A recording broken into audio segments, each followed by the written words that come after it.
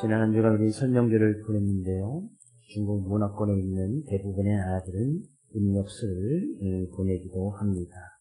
캄보디아도 같이 음력설을 보내는데요. 그중에 캄보디아 문화 가운데서는 빈부의 격차가 너무 크다 보니까 무한 사람이 설 때 되면 세뱃돈을 나눠주는 그런 풍습이 있다고 합니다. 캄보디아의 갑부였던 속공이라는 사람이 주민들에게 세뱃돈을 나눠주는 행사를 했는데, 이날 아침 이제 세뱃돈 4만 리엘을 한 14,000원 정도 되고요. 노동자들이 한 3, 4일 일할 수 있는 그런 돈입니다. 상당히 큰 액수가 되겠죠. 그리고 쌀 2kg을 나눠주기로 한 겁니다. 소문이 풀리자 수많은 사람들이 모이게 됩니다. 사람들이 이제 세배하면서 돈 받아가고 쌀 받아가고 막 그러다 보니까 이 세뱃돈을 나누는 방식이나 준비 과정이 좀 미흡하기도 했고, 돈 때문에 사람들이 많이 모이다 보니까 그때에서 이제 사람들이 압살을 당하는 일이 생겨서 4명이 사망하고 5명이 큰 부상을 당하는 안타까운 소식이 있었습니다. 그래서 속공이라는 사람이 행사를 중단하고 그 죽은 사람의 이제 장례를 지원하기로 했다고 합니다.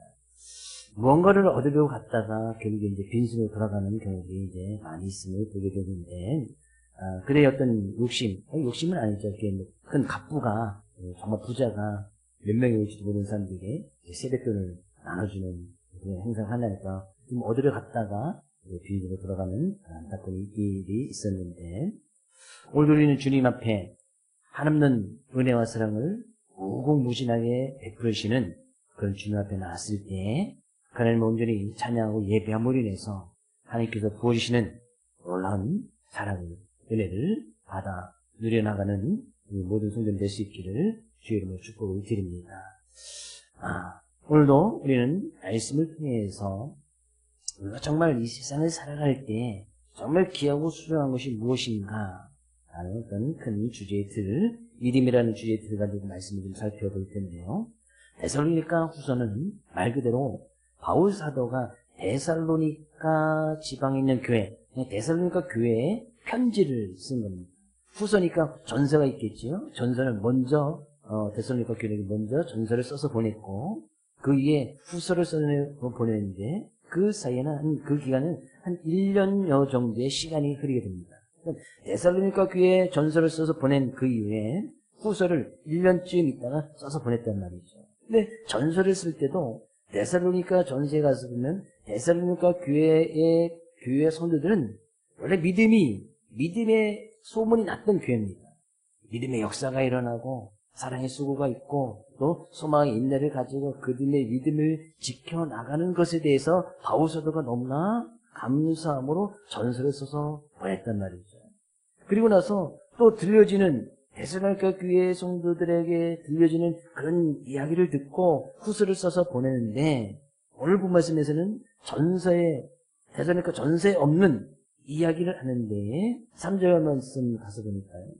형제들아, 우리가 너희를 위하여 항상 하나님께 감사할지니. 또 바울이 그 교회 성도의 교회를 생각할 때마다 감사함이 넘쳐났단 말이죠. 이것이 당연함은 너희의 믿음이 더욱 자라고 너희가 다 각기 서로 사랑이 풍성함이니. 그 후서를 썼단 말이죠. 전서를 쓰고. 근데 그 기간 동안에 그들의 믿음이 더욱 자라났다. 그리고 그들이 각기 서로 사랑함이 더욱더 풍성해졌다는 얘기. 그 기간, 짧은 기간, 그 1년이라는 시간이 좀 지났을 때에 데살로니가 교회 성도들의 믿음은 더욱 자라 있었고, 그들의 사랑은 더욱더 풍성함으로 인해서 바울 사도가 감사하면서 하나님께 기도할 수밖에 없었다는 얘기예요. 저는 이 말씀을 준비하면서 우리가 믿음이 작고 큰 거 그 사이에는 잘하는 것이 분명히 있어야 됩니다.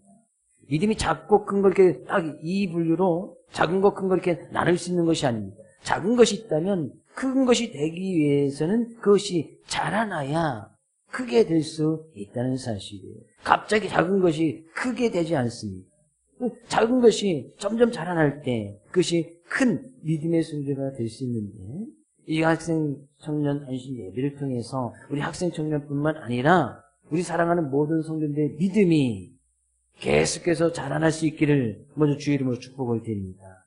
주님을 향한 사랑, 이웃을 향한 사랑, 말씀에 대한 그 사랑이 더욱더 풍성해지기를 주의 이름으로 축복을 드립니다.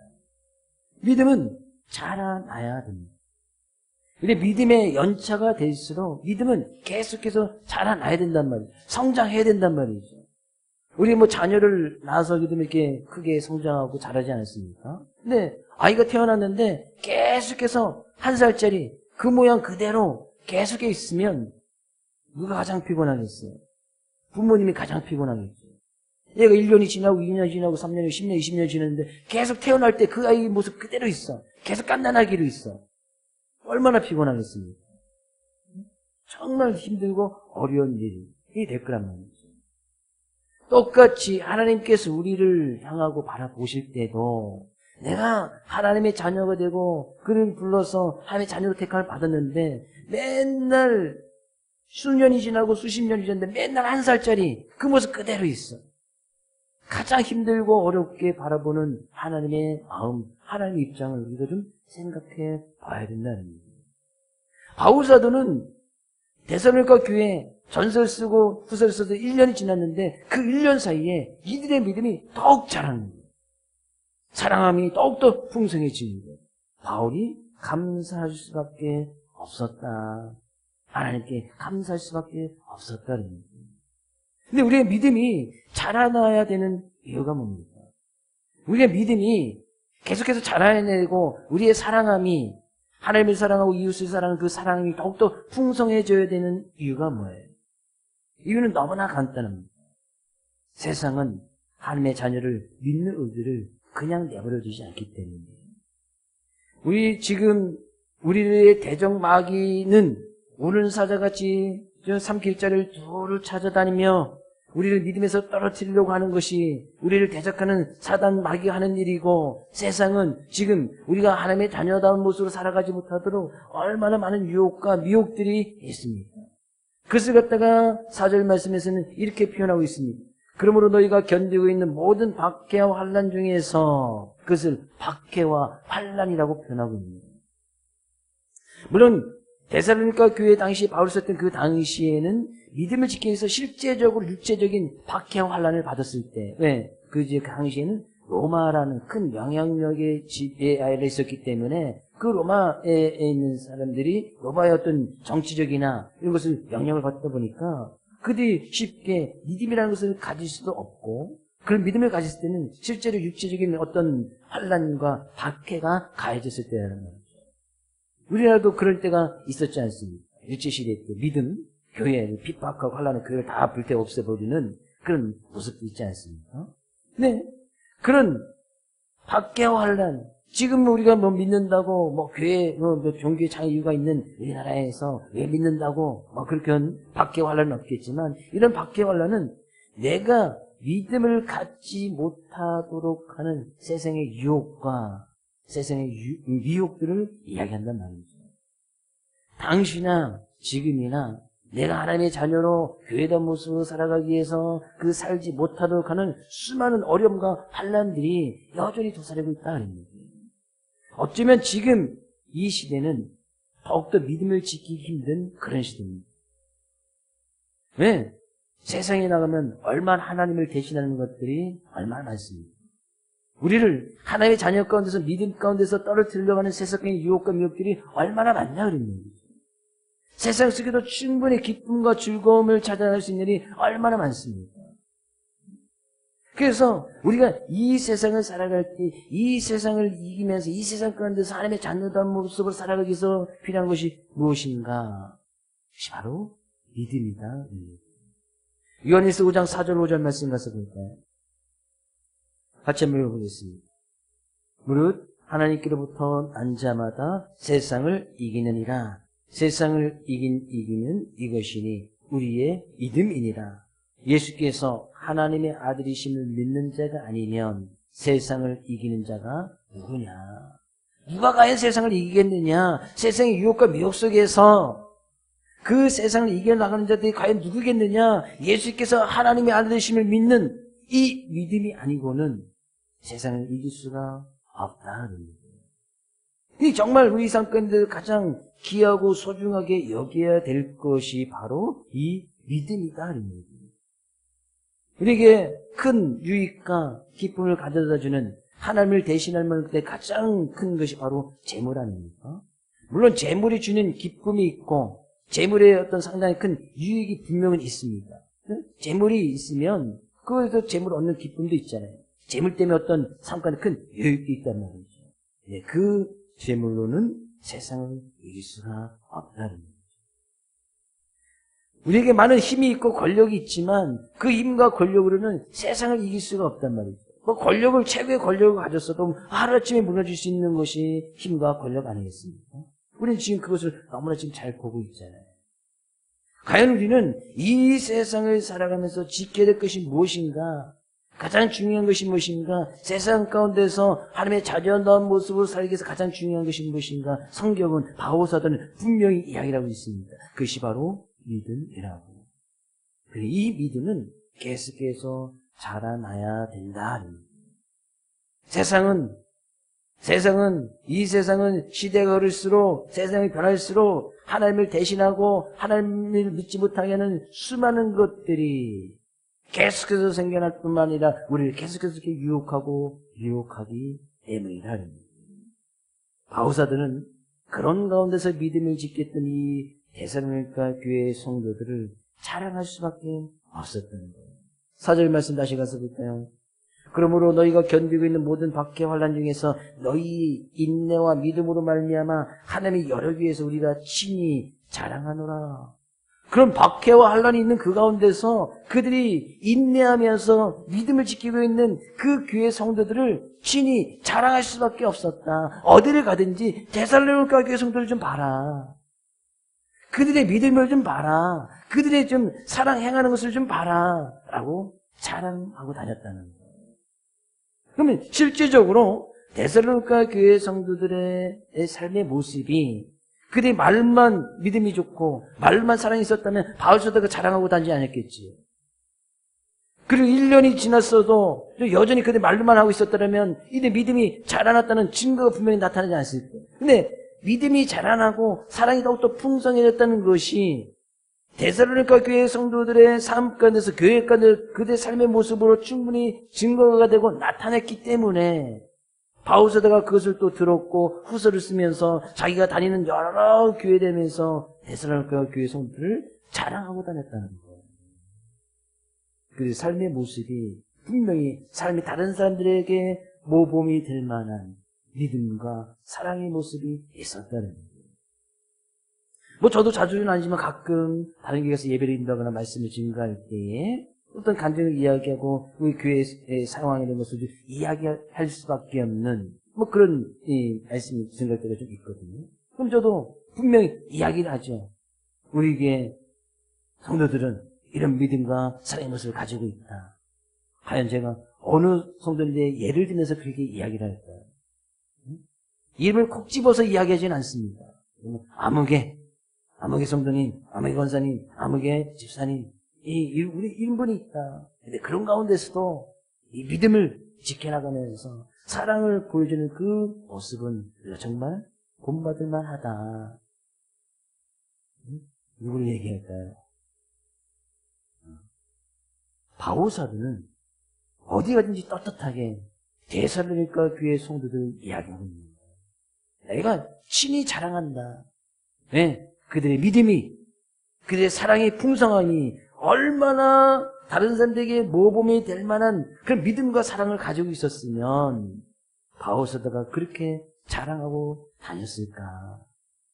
그게 너무나 부러워요. 과연 어느 사람이 나에 대한 이야기를 할 때에 어느 누군가가 여러분에 대한 이야기를 할 때에 그 교회 성도의 믿음은 그 교회가 보여주는 그 사랑의 모습은 과연 본받을 만하구나. 요즘 영화나 드라마를 가끔 보게 되시면 재미난 드라마도 많고 재미난 영화도 많은데 가끔 이렇게 범죄 이야기 어떤 소재를 사용할 때 꼭 한 10가지 범죄 이야기를 하면 거기에 꼭 한 가지는 교회에 관한 이야기를 꼭 합니다. 거기 보면 꼭, 잘못, 물론 이단적인 교회를 이야기는 하지만, 거기 꼭 목사라든지, 어느 교회 집사라든지, 어느 교회 권사, 이런 단어를 쓰면서, 그들이 막 제 범죄 가운데 연루되어 있는 것처럼, 꼭 그런 사람들이 죄를 짓는 그런 모습을 항상 영화의 소재나 드라마의 소재로 사용하고 있단 말이에요. 그 재미나게 영화를 보다가도 기분이 좀 별로 안 좋아. 재밌는데, 영화는 재밌는데, 기분이 안 좋아. 왜 거기에 꼭 목사가 연루되어 있고, 권사가, 집사가 연루되어 있는가.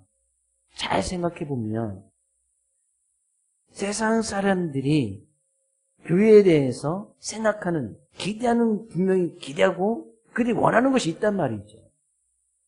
믿지 않는 사람들도, 믿는 사람이라면, 교회에 다니는 사람이면 좀 이런 교회, 이런 사람이 되었으면 좋겠는데, 그들과 별반 다름없이 똑같이 살아간단 말이죠.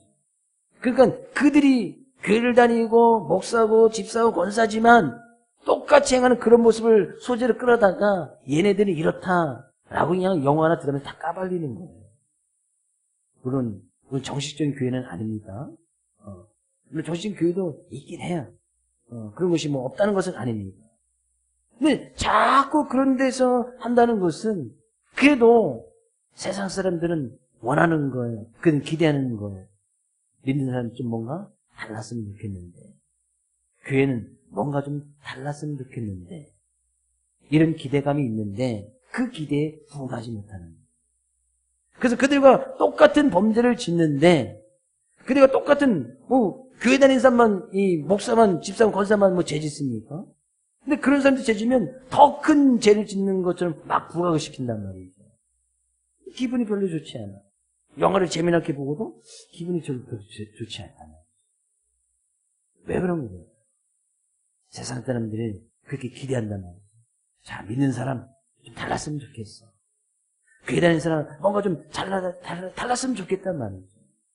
그래서 저는 우리 교회 성도들이, 우리 교회가 좀 세상 사람들이 좀 그들이 이렇게 우리에게 요구하진 않지만 그들이 기대하는 것이 분명히 있습니다.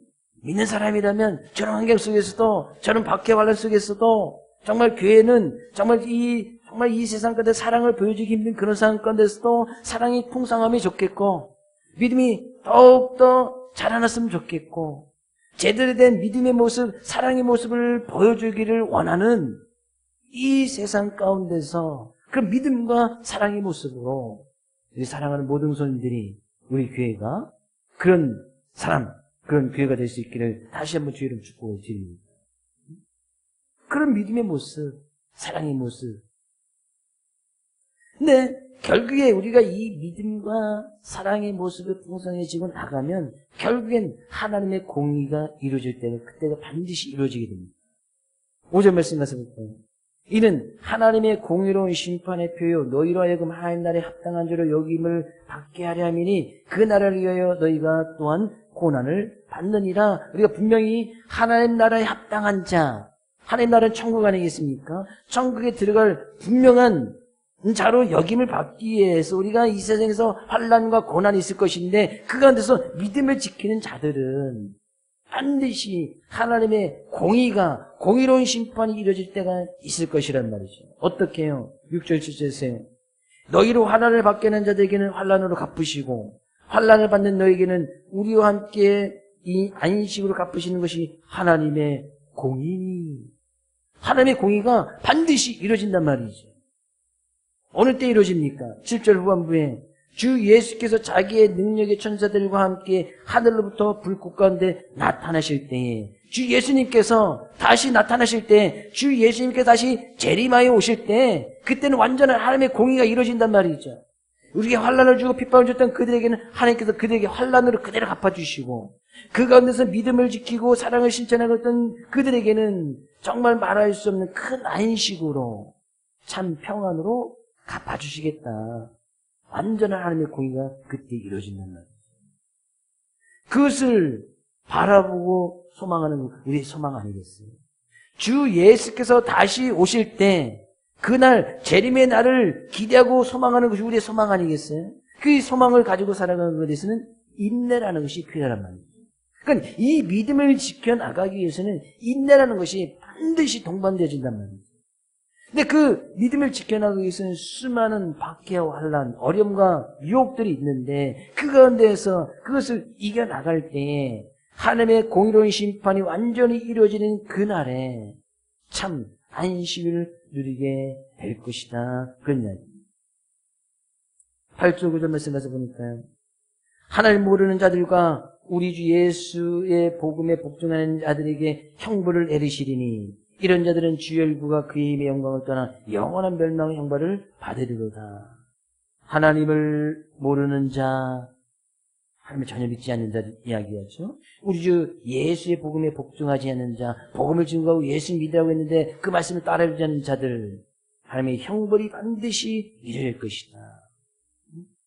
그러니 우리는 그 하나님의 심판, 하나님의 형벌 가운데 우리는 그 심판을 받지 아니하는, 왜? 우리는 이미 하나님의 자녀가 되었으니까. 근데 그 형벌에 동참하자고 세상적인 유혹과 환난과 핍박이 온단 말이죠. 형벌이 있으면 분명히 우리는 믿어야 되고, 늘 그런 세상의 유혹 가운데서도 우리는 그것을 이겨나가기 위해서는 이 믿음이라는 것이 반드시 필요하다. 10절에서요. 그날에 주님께서 오시는 그날에 하나님의 완전한 공의가 이루어지는 그날에 하나님의 형벌이 이루어지는 그날에 그가 강림하사 그의 성도들에게 영광을 받으시고 모든 믿는 자들에게서 놀랍게 여김을 얻으시리니 그날에 주님이 오시는 그날에는 반드시 하나님의 형벌이 이루어질 뿐만 아니라 성도를 통해서 영광을 받으시고 영광 땐지에 들어가게 될 것이고 그날에 우리는 너무나 놀랍게 정말 하나님의 공의로운 심판이 이루어지는구나.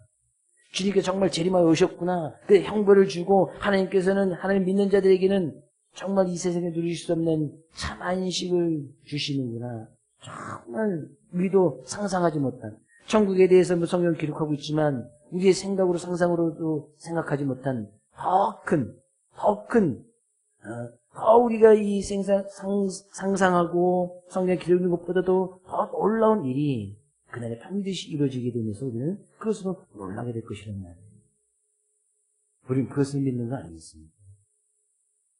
그러니 우리는 그 믿음을 지켜나가기 위해서 부단히 노력하고 애써야 돼요. 바울사들은 그런 데살로니가 교회 성도에서 기도할 수밖에 없었습니다. 11절에서요. 이러므로 우리도 항상 널 위하여 기도함은 우리 하나님이 너희를 그 부르심에 합당한 자로 여기시고 바울사도가 그렇게 환난과 핍박 가운데 믿음을 지켜나가는 그 데살로니가 교회의 성도를 위해서 늘 하나님께 감사하면서 기도했단 말이죠. 뭐라고 기도했습니까? 너희를 왜 불러주셨는지, 왜 하나님의 자녀로 불러주셨는지 그 부르심에 합당한 자로 역임을 받게 하기를 늘 그렇게 기도했단 말이죠. 하나님께서 우리를 부르신 분명한 이유가 있습니다. 하나님의 자녀로 택하신 분명한 이유가 있단 말이죠. 그러면 그 자녀의 합당한 자로 살아가기를 기도했다는 거예요. 저도 여러분을 위해서 기도합니다.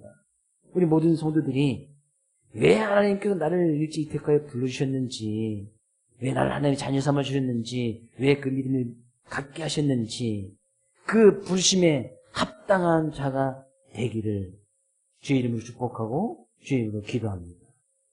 우리는 늘 이 세상 삶 가운데서 우리를 불러주신 분명한 이유가 있단 말이죠. 왜 나를 불러주셨을까? 왜 믿음을 갖게 하셨을까? 그 믿음을 가지고 세상을 이겨서 분명히 주님께서 이 세상에 재림하여 오시는 그날에 강림하여 오시는 그날에 하는 날에 큰 축복과 은혜를 누리게끔 하기 위해서 우리를 불러주셨지 않습니까? 그러면 우리는 이 세상 삶 가운데서 그 믿음을 지켜나가고 믿음이라는 것은 계속해서 자라나야 성장해야 유혹과 미혹 속에서도 이겨나갈 수 있단 말이죠. 장성한 큰 나무는 웬만한 바람이나 환란이나 병충에서도 그것을 스스로 이겨나간단 말이죠. 자그마한 나무, 조그만 씨앗들은 조그만 바람이 불어도 쉽게 뽑히고 없어지고 조그만 해충 가운데서도 그것을 이기지 못해서 그게 다 말라버리지 않습니까? 근데 장성한 나무는, 성장한 나무는 웬만한 바람 불어도 웬만한 박해가 있어도 환란이 있어도 웬만한 병충해가 와도 유혹이 와도 결코 요동하지 않는다. 저는 우리 모든 성도들이 웬만한 환란이 와도 웬만한 박해가 와도 웬만한 세상적인 유혹이 와도 결코 요동하지 아니하는 귀한 믿음, 큰 믿음을 가지고 살아나갈 수 있기를 다시 한번 주의 이름으로 축복을 드립니다. 이번 한 주간도 우리를 자녀로 불러주시고 택하여 주신 주님의 은혜에 감사함으로 나가길 원하고 우리를 부르신 그 부르심에 합당한 대로 살아나가는 우리 사랑하는 모든 성도님 될 수 있기를 주의 이름으로 축복을 드립니다.